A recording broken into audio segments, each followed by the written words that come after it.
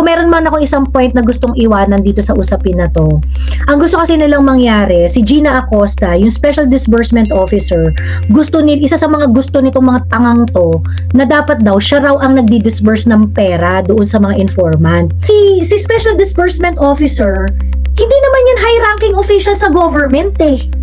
Wala yang access sa confidential information, wala yang access sa mga intel works.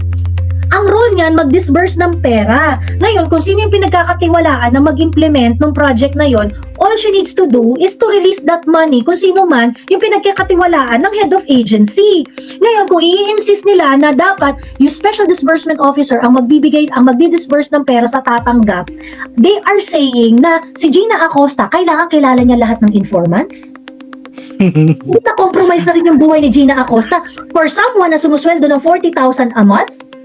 Gusto niyong i-risk ang buong buhay niya